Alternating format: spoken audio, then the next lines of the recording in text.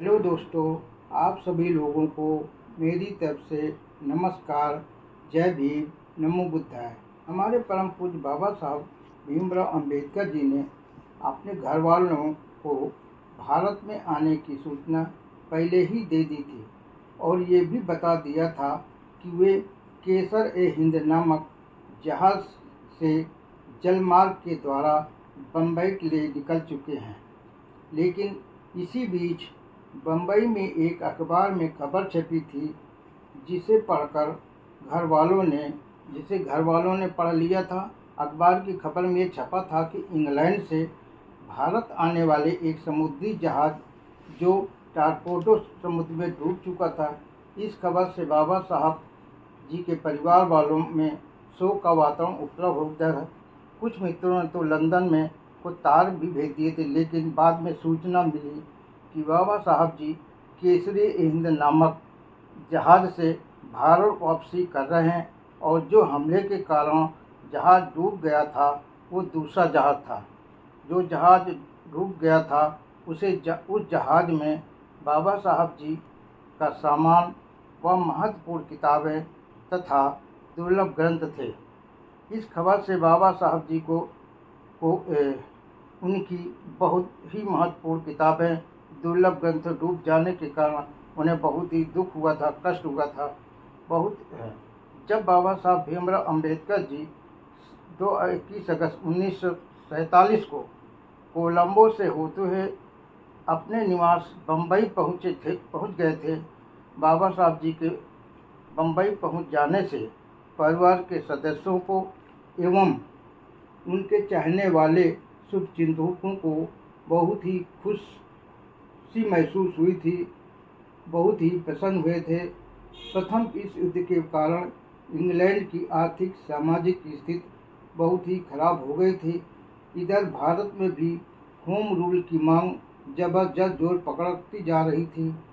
इस home rule की मांग को जोर पकड़ते देख कर ब्रिटिश सरकार का रुख भी काफ़ी नरम पड़ता दिखाई दे रहा था। इस प्रकार की स्थिति को देखकर ब्रिटिश सरकार भी भारत की उत्तरदायी सरकार को सत्ता हस्तांतरण करने का पूरी तरह से मन बना लिया था। ब्रिटिश सरकार के सेक्रेटरी ऑफ स्टेट, जिनका नाम लॉर्ड मॉन्टेग्यू था, जिन्होंने भारत का दौरा किया था और उस दौरे के दरम्यान उन्होंने भारत की राजनीतिक परिस्थितियों का अवलोकन करके एवं अध्ययन भी किया था। ये पहला अवसर था जब भारत के इतिहास में अछूत समाज के अनेकों संगठनों ने अपनी आवाज़ को बुलंद करते हुए कुछ मांगें भी रखी तथा साथ में अपने निवेदन प्रार्थना पत्र भी प्रस्तुत किए थे। भारत में रह रहे दलित समाज के शोषित वंचित के लोगों ने भी हिंदू समाज के द्वारा किए जा रहे अन्याय, अत्याचार एवं शोषण के विरुद्ध अपनी आवाज़ को उठा रहे थे। इसी प्रकार मद्रास के आदि द्रविड़ संघ एवं अन्य अनेकों संगठनों ने लॉर्ड मॉन्टेग्यू से मिलकर निवेदन किया था कि वे भारत में हिंदू समाज द्वारा दलित समाज के शोषित वंचित समाज के लोगों पर जो अन्याय, अत्याचार एवं शोषण किए जा रहे हैं, उनके खिलाफ ब्रिटिश सरकार को अपनी सूचना के माध्यम से अवगत कराएं। इसी प्रकार से सर एम.जी. चंदावरकर, जो बंगाल के रहने वाले थे, उन्होंने भी भारत में रह रहे दलित शोषित वंचित वर्ग की दयनीय स्थिति में सुधार के लिए लॉर्ड मॉन्टेग्यू से मुलाकात किया था।